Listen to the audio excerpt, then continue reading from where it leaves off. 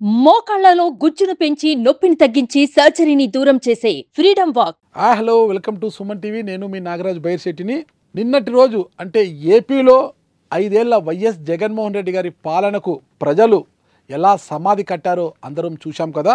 అంటే ఫలితాల తరువాత ఏపీలో రాజకీయ ఫలితాలను చూసంటే వైసీపీకి వచ్చిన ఫలితాలను చూసి రాజకీయ విశ్లేషకులంతా విస్తుపోవడమే కాకుండా ఎవరికి తోచిన స్థాయిలో వారు దిశానిర్దేశాలు చేయడం కావచ్చు, చర్చించుకోవడం కావచ్చు, ఇలాంటి జరుగుతున్నాయి. ఈ అన్ని చూసిన తర్వాత మనం కొన్ని విషయాలను ఇక్కడ చర్చించుకోక తప్పదు. అందులో భాగంగానే నేను ఒక విషయం చెప్పదలుచుకున్నాను. అదేంటంటే, నాటి రాజులు చక్రవర్తుల కాలం నుండి నేటి వరకు కూడా ఏ పాలకుడికి అయినా అట్టడుగు స్థాయిలో ఏమి జరుగుతుందనే విషయము ఖచ్చితంగా తెలియాల్సి ఉంటుంది. ఇది తెలియకపోతే ఎంతటి ఉద్దండ పాలకుడైనా ఓటమి చవి చూడక తప్పదని నిన్న సార్వత్రిక ఎన్నికల్లో భాగంగా ఏపీ ప్రజలు వైఎస్ఆర్ కాంగ్రెస్ పార్టీకి సమాధి కట్టిన విషయంతో నిరూపితమైపోయింది. దీని గురించి చర్చించుకోవాలంటే ముఖ్యంగా 3 అంశాల గురించి మనం మాట్లాడుకోవాల్సి ఉంటుంది. అందులో ఒకటి పార్టీ నిర్మాణం. ఏ పార్టీకైనా అధికారంలోకి వచ్చిన తర్వాత ఆ పార్టీని బలోపేతం చేసుకోవడం అత్యంత అవసరం. మేము ఆ మేరకు పెద్ద స్థాయిలో చేసుకున్నాము అని వైసీపీ నాయకులు అనుకుంటే మనం ఏమీ చేయలేము. పార్టీ నిర్మాణంలో భాగంగా సోషల్ ఇంజనీరింగ్ను పాటిస్తూ అందరికీ పదవులు ఇచ్చామని అనుకుంటే అంతకన్నా మూర్ఖత్వం లేదు. అసలు ఎవరికి పదవులు ఇచ్చాం, ఎలాంటి వారికి ఇచ్చాం, ఏంటి అనేది వైఎస్ఆర్సీపీ పెద్దలు ఒకసారి ఆత్మవిమర్శ చేసుకోవాలి. నిజంగా బలగం ఉన్న వారికే పదవులు దక్కాయా అన్నది పార్టీ అధినేత జగన్మోహన్ రెడ్డి గారు కూడా ఆలోచించుకోవాలి. ఆర్థిక బలం ఉన్నవారికి, వ్యాపారులకు పదవులు దక్కాయే కానీ నిజమైన నాయకులకు, కార్యకర్తలకు పదవులు దక్కలేదన్నది అందరికీ తెలిసిన విషయమే. ఇక్కడ నాకు గుర్తుకు వచ్చే ఒక అంశం ఉదాహరణగా చెప్పదలుచుకున్నాను.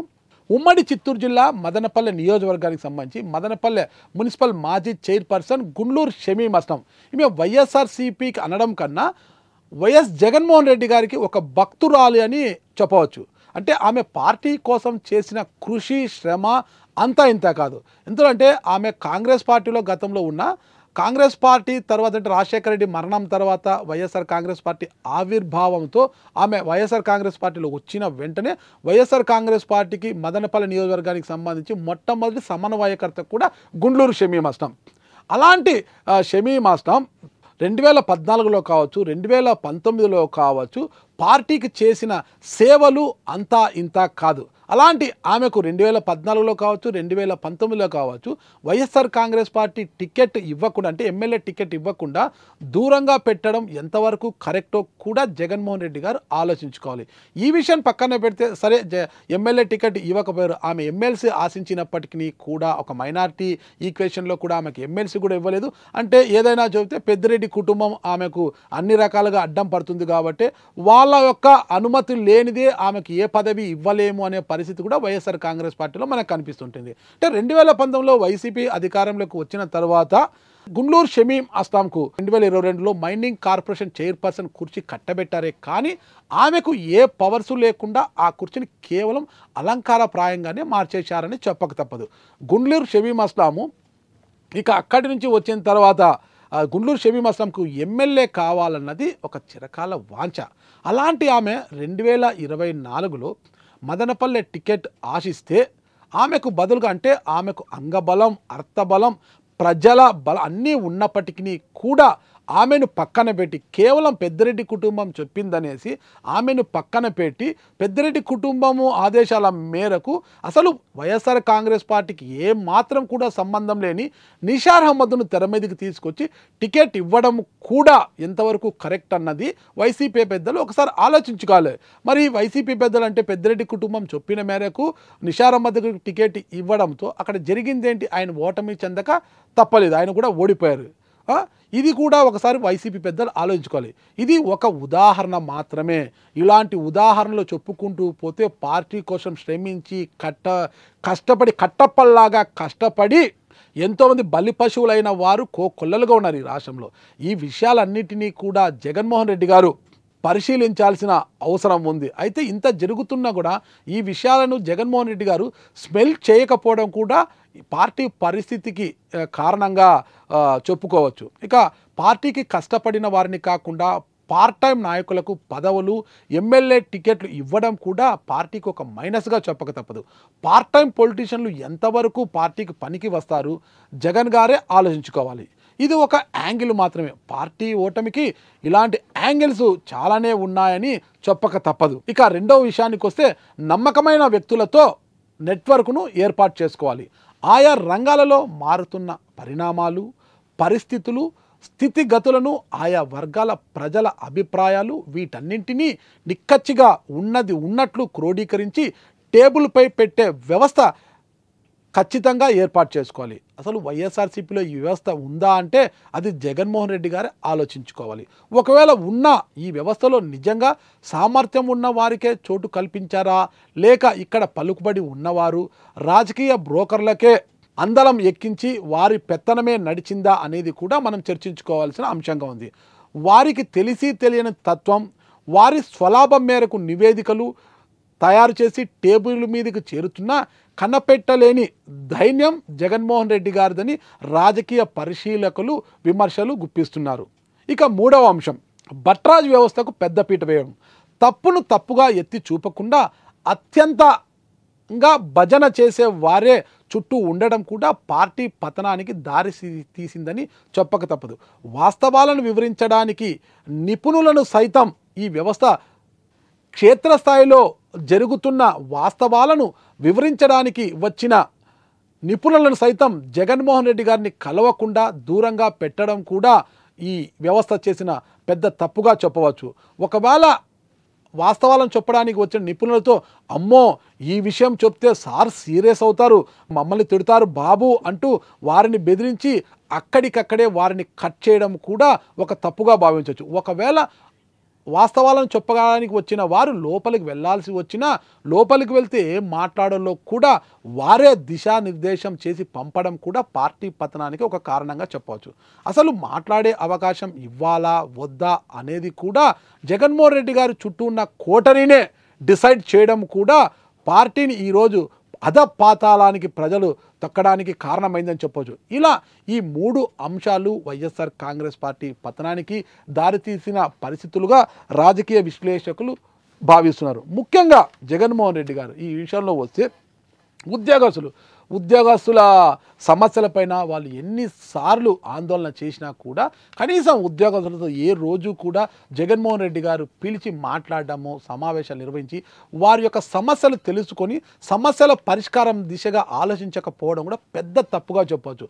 ఉద్యోగస్తులు ఆందోళన చేసిన ప్రతిసారి వారికి ఇవ్వాల్సిన పిఆర్సీ విషయంలో కావచ్చు, ఐఆర్ల విషయంలో కావచ్చు, సిపిఎస్ అమలు చేయాలనే ఒక డిమాండ్తో కావచ్చు, ఏది వచ్చినప్పటికీ కూడా ఒకరిద్దరు మంత్రులు లేదా సజ్జల రామకృష్ణారెడ్డి గారి వాళ్ళతో మాట్లాడడము, పంపించడము ఇదంతా కూడా ఉద్యోగస్తుల జీర్ణించుకోలేకపోయారు. అంటే ఉద్యోగస్తులకు కష్టం వచ్చినప్పుడు ఒక రాష్ట్రానికి పెద్ద దిక్కుగా ఉన్న ముఖ్యమంత్రి స్థాయిలో ఉన్న జగన్మోహన్ రెడ్డి గారు ఉద్యోగస్తులను పిలిపించి వాళ్ళతో కాసేపు మాట్లాడి కాఫీ టీలు ఇచ్చి పంపించి వాళ్ళతో కాసేపు మాట్లాడిన కూడా వాళ్ళు ఊరట చెందేవారు. అయ్యో నాయకుడు మాకు ఏదైనా చేస్తాడని భావించారు. కానీ ఇవన్నీ కూడా పక్కన పెట్టేసి జగన్మోహన్ రెడ్డి గారు పూర్తిగా ఉద్యోగస్తుల్ని పూర్తిగా దూరంగా పెట్టడము, వారి సమస్యలు ఏదన్నా కూడా ఇద్దరు ముగ్గురు మంత్రులు లేదా సజ్జల రామకృష్ణారెడ్డి గారిని పురమాయించడము కూడా పార్టీ పరిస్థితి కంటే ఉద్యోగస్తులు ఏ విధంగా ఇబ్బంది పెట్టారు పార్టీని. చాలా చోట్ల ఫైనల్గా ఉద్యోగస్తుల ఓట్ల పోస్టల్ బ్యాలెట్ల వల్ల ఉద్యోగస్తుల ఓట్ల వల్ల కూడా పార్టీ ఫలితం తారుమారైన పరిస్థితులు కూడా ఎన్నికల్లో మనం చూసాం. ఈ విషయం కూడా ఒకసారి జగన్మోహన్ రెడ్డి గారు ఆలోచించుకోవాలి. ఇకపోతే కార్యకర్తలు 2014లో కావచ్చు, 2019లో కావచ్చు, జగన్మోహన్ రెడ్డి గారు రాష్ట్రంలో ఉన్న ప్రజలతో పాటు పార్టీ కార్యకర్తలకు ఎంత దగ్గరగా ఉన్నారో, పార్టీ కార్యకర్తలను ఎలా అక్కున చేర్చుకొని ప్రేమించారో మనమందరం కూడా చూసామన్నమాట. అయితే 2019లో అధికారాన్ని చేజిక్కించుకొని రాష్ట్ర ముఖ్యమంత్రిగా బాధ్యతలు చేపట్టిన తర్వాత జగన్మోహన్ రెడ్డి గారు అంటే తాడేపల్లి అంటే క్యాంపు కార్యాలయానికే పరిమితం అయిపోవడమే కాకుండా కార్యకర్తలను అస్సలు విస్మరించేశారు. ఏ రోజు కూడా కార్యకర్తల కష్టాల గురించి మాట్లాడిన దాఖలాలు కానీ, కార్యకర్తలతో ఒక మీటింగ్ డిస్కస్ చేయడం కానీ ఏ రోజు జరగలేదు. అదే 2014లో జగన్మోహన్ రెడ్డి గారు ఓటమి తరువాత అక్కడక్కడ కూడా ఒక పోస్ట్ మార్టం అంటూ కూడా పలు జిల్లాలలో మొత్తం కార్యక్రమాలు నిర్వహించి కార్యకర్తలతో మాట్లాడి ఎక్కడ తప్పు జరిగింది, మనం ఎలా ఓడిపోయాము, వాళ్ళకు ఉన్న ఈ 2% ఓటింగ్ తేడాతో మనకి ఎక్కడ మైనస్ జరిగింది అనేది పూర్తిగా మొత్తం కూడా మాట్లాడి ఆ తర్వాత 2019లో ఆ మేరకు కార్యకర్తలు సూచనల మేరకు కార్యకర్తలతో కలిపి నడుచుకోవడం వల్లనే అంత పెద్ద విక్టరీ అంటే 151 స్థానాలతో గెలిచారని చెప్పగలదు. అయితే 2019లో అధికారం చేపట్టిన జగన్మోహన్ రెడ్డి గారు మరి కార్యకర్తలు ఎందుకు దూరంగా పెట్టారు? అసలు కార్యకర్తలు అనే వారికి కార్యకర్తలకు ప్రజలకు సంబంధం లేకోకుండా కేవలము జగన్మోహన్ రెడ్డి గారు ప్రజలు జగన్మోహన్ రెడ్డి గారు అన్న విధంగా ఇక్కడ కార్యకర్తలకు సంబంధం లేదు. పార్టీ బీఫామ్తో గెలిచిన ఎమ్మెల్యేలకు కూడా ప్రజలతో సంబంధాలు లేకుండా కట్ చేయడం కూడా పార్టీ పతనానికి ఒక బలమైన కారణంగా కూడా చెప్పవచ్చు. మొత్తం ఇప్పుడు కార్యకర్త అనేవాడు పార్టీ కోసం ఎంతవరకైనా ఉంటాడు. చావడానికైనా చంపడానికైనా రాళ్ళ దెబ్బలు తినడానికైనా లాఠీ దెబ్బలు తినడానికైనా కార్యకర్త సిద్ధంగా ఉంటాడు. కానీ కార్యకర్తలకు ఎలాంటి పదవులు ఇవ్వకుండా వారి కష్టాలను కూడా చూడకుండా కేవలం వాలంటీర్ వ్యవస్థను తెర మీదకి తీసుకొచ్చి వాలంటీర్లతోనే మేము అన్నీ చేసుకుంటాము, ఎన్నికలను కూడా వాలంటీర్లే నిర్వహిస్తారు, వాలంటీర్లే ఎన్నికల సరళంతా చూసుకుంటారనే విధంగా ముందుకు పోవడం కూడా ఒక మైనస్గా చెప్పవచ్చు. అంటే అదే కార్యకర్తలను నమ్ముకొని కార్యకర్తల బాగోగులు చూసి ఎప్పటికప్పుడు కార్యకర్తలతో మీటింగులు ఏర్పాటు చేసి వారి కష్టాలని కాసింత జగన్మోహన్ రెడ్డి గారు గుర్తించి ఉంటే కార్యకర్త అనేవాడు ఈరోజు కష్టపడి పనిచేసి పార్టీకి కనీసం అధికారంలో తీసుకురాకపోయినా ఒక గౌరవప్రదమైన స్థానాలనైనా ఇచ్చేవారు. ఈరోజు ఆ కార్యకర్త అనేవాడు దూరం అయిపోయాడు కాబట్టే కష్టాల్లో ఉన్న కార్యకర్త పని చేయలేకపోవడం కాబట్టి ఈరోజు జగన్మోహన్ రెడ్డి గారి కంటే వైఎస్ఆర్ కాంగ్రెస్ పార్టీ కనీసం ప్రతిపక్ష హోదా కూడా దక్కలేదని మనం చెప్పవచ్చు. ఇంకొక విషయము ఇక ఎమ్మెల్యేలు గడిచిన అంటే అంతకుముందు నాయకులతోనూ 2014లో ప్రతిపక్షంలో కూర్చున్న జగన్మోహన్ రెడ్డి గారు ఎమ్మెల్యేలతో కావచ్చు, ఓడిపోయిన వారితో కావచ్చు, ఎవరితోనైనా కూడా నిత్యం టచ్లో ఉండేవాళ్ళు. వాళ్ళు ఎప్పుడు అపాయింట్మెంట్లు అడిగినా ఇచ్చేవారు. అయితే 2019 ఆయన ముఖ్యమంత్రి అయిన తర్వాత ఎంతమంది ఎమ్మెల్యేలకు అపాయింట్మెంట్లు ఇచ్చారు, ఎంతమంది ఎమ్మెల్యేలతో నేరుగా ఆయన కలిశారు, అసలు క్షేత్రస్థాయిలో ఎమ్మెల్యేల పనితీరు ఎలా ఉంది ఏమైనా గమనించారా? ఎప్పుడో ఒకసారి ఐపాక్ టీం ఇచ్చిన నివేదిక ప్రకారము వాళ్ళను పిలిచి క్లాసులు పీకడము, నీ పనితీరు బాగలేదు, నీ పనితీరు బాగలేదని చెప్పడం తప్పితే ఎమ్మెల్యేతో నేరుగా 1-to-1 అపాయింట్ ఐకాన్ అంటే ఐ కాంటాక్ట్తో ఎప్పుడైనా జగన్మోహన్ రెడ్డి గారు మాట్లాడారా అంటే అది కూడా ఒక ప్రశ్నార్థకమైన.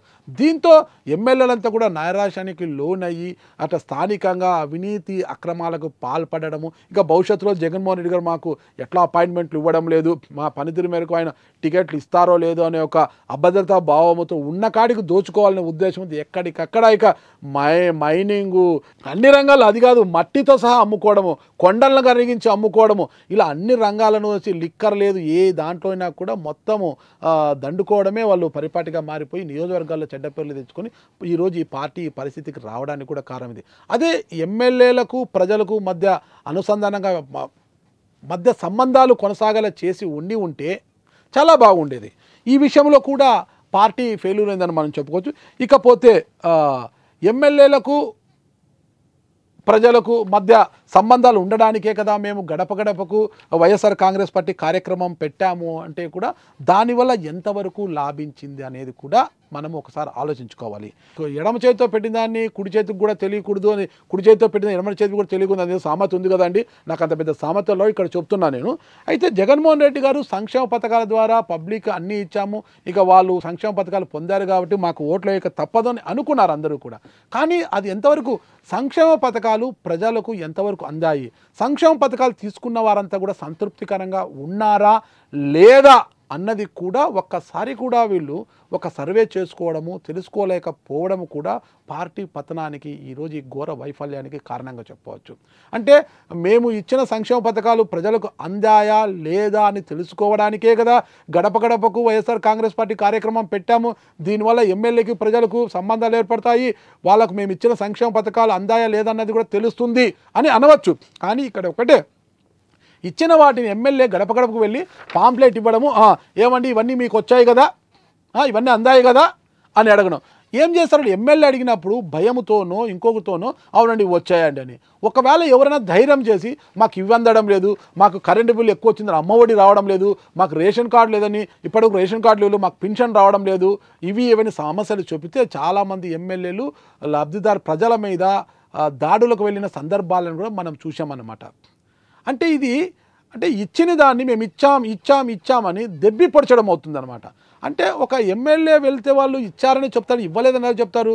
కానీ ఏదైనా ఒక ప్రైవేట్ ఏజెన్సీ ద్వారా, ఒక ప్రైవేట్ సంస్థల ద్వారా ఎప్పుడైనా ఒక సర్వే చేయించారా? అలాంటివి ఏమీ చేయలేదు.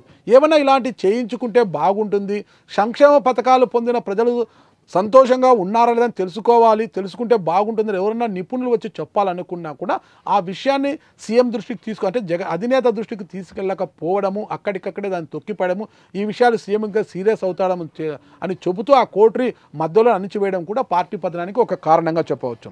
ఇలా చెప్పుకుంటూ పోతే ఇక సోషల్ ఇంజనీరింగ్ పేరిట పదవులు ఇచ్చాం, సామాజిక సమీకరణలు పాటించాం, అందరికీ కూడా నా ఎస్సీలు, నా బీసీలు, నా ఎస్టీలు, నా మైనార్టీలు అంటూ అందరికీ కూడా మేము పదవులు ఇచ్చామంటారట. పదవులు ఇచ్చిన వారంతా కూడా నిజంగా అంగబలం అర్థబలం ఉన్నవారేనానండి? అక్కడంతా కూడా ఎవరైతే జగన్మోహన్ రెడ్డి గారి చుట్టూ కోటరీ ఉందో ఆ కోటరీ అనుకున్న వారి మేరకే వాళ్ళ అనుయాయులకు వాళ్ళని తీసుకొచ్చి కార్పొరేషన్ పదవులు కట్టబెట్టారు.